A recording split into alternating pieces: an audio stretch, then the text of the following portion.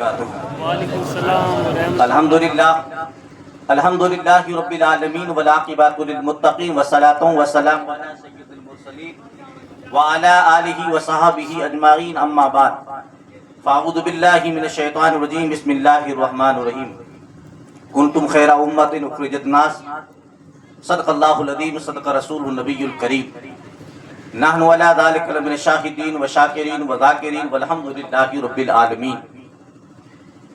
قال اللہ تبارک وتعالی فی الکتاب المجید فی شان نجمت حبیب الکریم، ان اللہ وملائکتہ یصلون علی النبی یا ایہا الذین آمنوا صلوا علیہ وسلموا تسلیما۔ اللہم صلی علی سیدنا و مولانا محمد وعلی آل سیدنا مولانا محمد بارک وسلم، صلاۃ و سلاما علیک یا رسول اللہ، صلاۃ و سلاما علیک یا نبی اللہ صلی اللہ تعالی علیہ وسلم۔ بندائے پروردگارم امت احمد نبی، دوست دار چار یارم تابع اولاد علی، مذہب حنفیہ دارم ملت حضرت خلیل، خاک پائے غوث آدم زیر سایہ ہر ولی۔ خدایا تڑپنے پھڑکنے کی توفیق دے، دل مرتجا سوج صدیق دے۔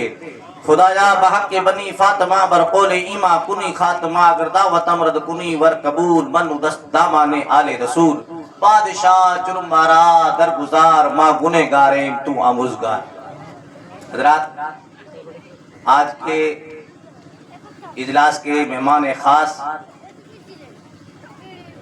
ہمارے درمیان کافی کلومیٹر کا سفر کی صحبتوں کو برداشت کر کے ہمارے بیچ پہنچ چکے۔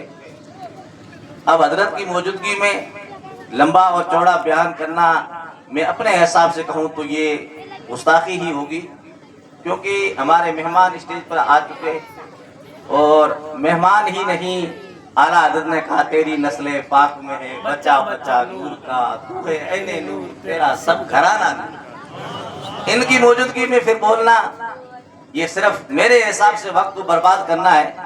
خیر، میرے عزیز کی محبتوں کو سلام، جنہوں نے مجھے حضرت کی موجودگی میں بولنے کا موقع دیا۔ حافظ عطاء الرحمن صاحب، مولانا حسین صاحب کا میں ان کا شکر گزار ہوں۔ تھوڑی دیر تک حضرت سے اجازت لے کر کے تھوڑی دیر تک میں اپنی گفتگو کو سمیٹنے کی کوشش کروں گا۔ آئیے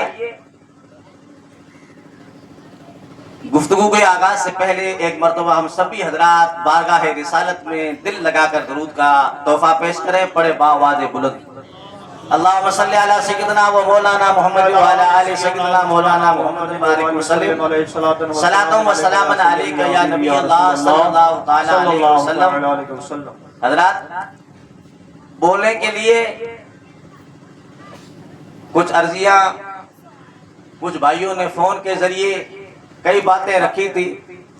اب میرا تو حال یہ ہے کہ سمجھ میں کچھ نہیں آتا کہ چھیڑوں داستان کیسے، ہنساؤں کو بغاوت، اڑاؤں تو بغاوت۔ لیکن ہم جس ہستی سے محبت کرتے ہیں، انہوں نے تو یہ کہا آنے دو یا ڈبو دو، ہم نے کسی تمہیں پہ چھوڑی لنگر اٹھا دی، اس لیے تھوڑی دیر تک گفتگو کروں گا انشاءاللہ۔ آئیے ایک مرتبہ بارگاہ رسالت میں درود سے پڑھیے، اللہم صلی علی سیدنا و مولانا محمد وعلی آل سیدنا و مولانا محمد بارک وسلم، صلاۃ و سلاما علیک یا رسول اللہ، صلاۃ و سلاما علیک یا نبی اللہ صلی اللہ تعالی علیہ وسلم۔ حضرات، میں نے قرآن مقدس کی مختصر آیت کا تلاوت کرنے کا شرف حاصل کیا۔ تھوڑی دیر تک تمام بھائیوں سے میں مؤدبانہ عرض کروں گا کہ دل لگا کر کے گفتگو کو سماعت فرمائیں، پھر انشاءاللہ تبارک و تعالی ہمارے مہمان خاص کا بیان ہوگا، پھر انشاءاللہ حضرت کی دعا ہوگی، دعا پر پروگرام اختتام ہوگا، پھر کھانا وانا آپ کا جو بھی ہے آپ تناول فرما کر کے اپنی کھیتی باڑوں میں جا کے لگ جانا۔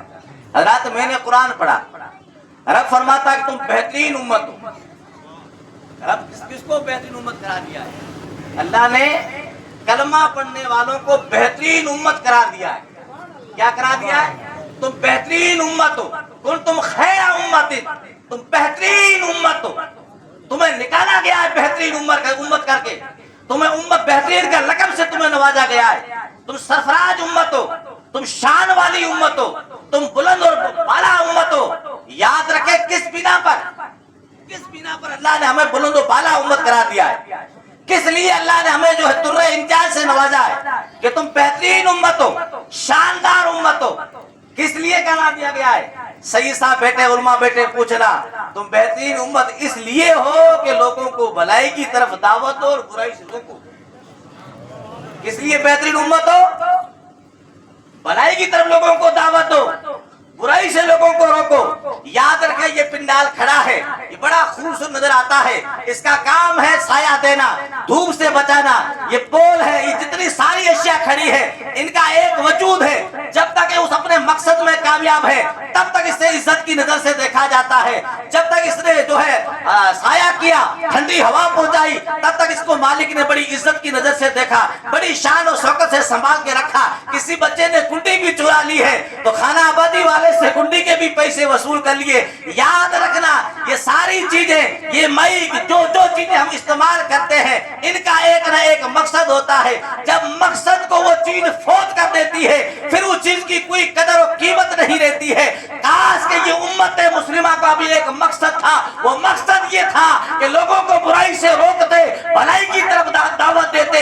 لیکن اس امت کا حال یہ ہو گیا ہے کہ اپنے بھائی کے سوا, لڑائی کے سوا ہمارے پاس بچائی کچھ نہیں ہے. جب برادریوں میں جھگڑے آئے, قبیلوں میں جھگڑے آئے, خاندانوں میں جھگڑے آئے, پیری مریدی کے جھگڑے آئے, تب کسی نے کہا تھا نہ سنبھلو تو مٹ جاؤ گے ہندی مسلمانوں, تمہاری داستان نہیں رہے گی داستانوں تک. آج ہمارے حال یہ ہو رہے ہیں کہ ہم نے اپنے بھائیوں سے جھگڑا کرنا شروع کیا, ہم نے آپس میں لڑنا شروع کیا, ہم نے اپنی برادریوں کے نام پر لڑنا شروع کیا, ہم نے اپنی ذات پہ لڑنا شروع کیا, ہم نے اپنے جو وقار پہ لڑنا شروع کیا.